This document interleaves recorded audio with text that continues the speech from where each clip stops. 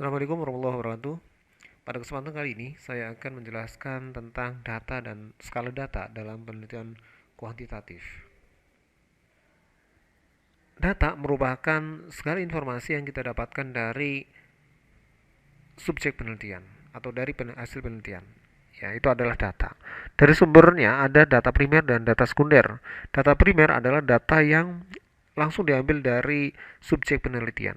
Misalnya penelitiannya terkait dengan pemberian teh hitam terhadap kadar kolesterol misalnya gitu ya. Nah, yang kita langsung lihat datanya adalah data dari penderita yang mengalami hiperkolesterolemia tadi yang menjadi sampel ya. Sementara data sekunder adalah data yang diambil dari tidak langsung ke subjek penelitian ya. Misalnya penelitian pada balita terkait dengan kebiasaan mengkonsumsi snack misalnya makanan ringan begitu ya. Eh, atau kebiasaan mengkonsumsi permen misalnya. Nah, ini kadangkala kalau masih balita itu sulit untuk ditanyai gali informasinya secara akurat dan seterusnya ya, sehingga orang tua menjadi sumber data yang bisa menjadikan data sekunder ya dalam penelitian tersebut.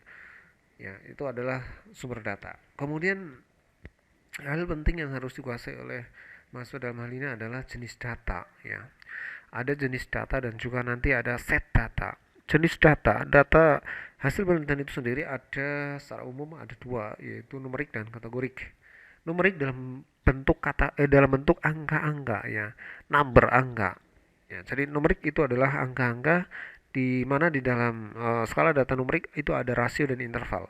Rasio ini tidak ada nilai nol ya. Jadi nilai nol itu tidak mungkin ada ya. Contohnya adalah berat badan. Berat badan itu nggak mungkin ada seseorang yang berat badannya 0 kg itu nggak mungkin. Ya atau benda bahkan sekalipun itu nggak mungkin 0 kilogram begitu ya. Itu adalah rasio. Kalau interval adalah cirinya adalah nilai nol itu ada artinya. Contohnya adalah suhu ya. Suhu itu ada 0 derajat Celcius, bahkan minus derajat Celcius pun ada ya. Entah itu nanti pakai Celcius, Kelvin, Reaumur dan Fahrenheit misalnya itu sama. Semuanya itu ada nilai nol ya, ada nilai minus bahkan. Jadi nol itu ada artinya. Kalau nol itu ada artinya, maka skala data numerik yang tepat adalah interval ya. Tapi kalau seandainya nol itu tidak mungkin ada, maka skala data yang dipakai adalah rasio. Ya, kemudian yang kedua adalah kategorik ya. Kalau tadi numerik dalam bentuk angka-angka, sedangkan kategori itu dalam bentuk kata-kata, kategori kata-kata. Itu harus diingat itu aja ya. Misalnya, ya, dalam hal ini ada dua hal ya, ordinal dan nominal. Ordinal itu yang cirinya adalah bertingkat.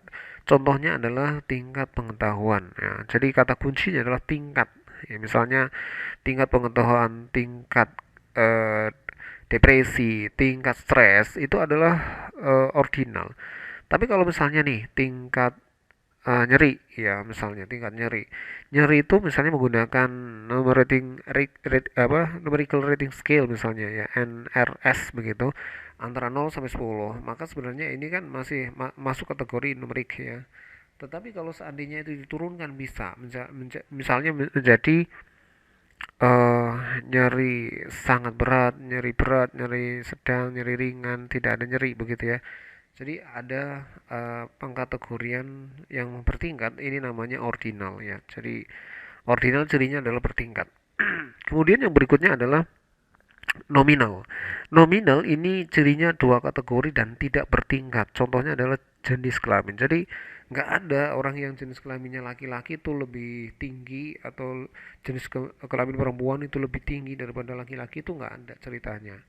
Ya, benar salah itu kan juga nggak ada tingkatnya sebenarnya. Ya, jadi itu adalah nominal. Ya, nominal itu ada dua kategori tidak bertingkat. Ordinal lebih dari dua kategori dan bertingkat. Ya, lebih dari dua kategori dan bertingkat itu cirinya ya. Yang berikutnya yang harus dikuasai adalah set data. Set data itu ada yang berpasangan, ada yang tidak berpasangan ya. Cirinya untuk yang data berpasangan, ya judul diawali dengan kata pengaruh atau efektivitas. Contoh misalnya, pengaruh teh hitam terhadap kadar kolesterol. Ya.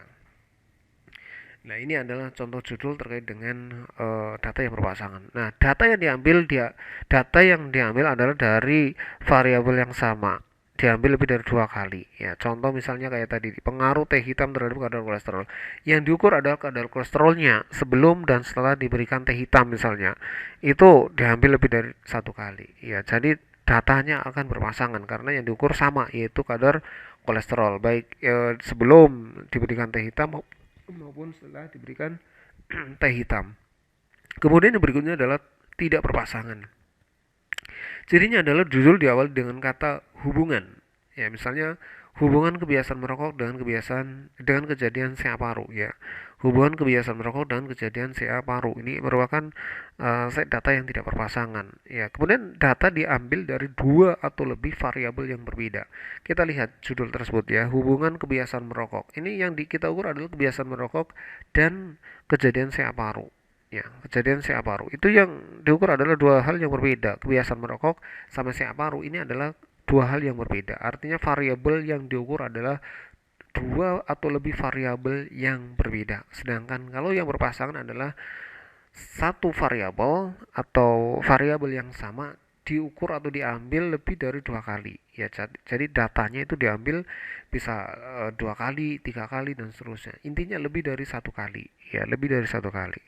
Itu data berpasangan ya, sama data tidak berpasangan ya.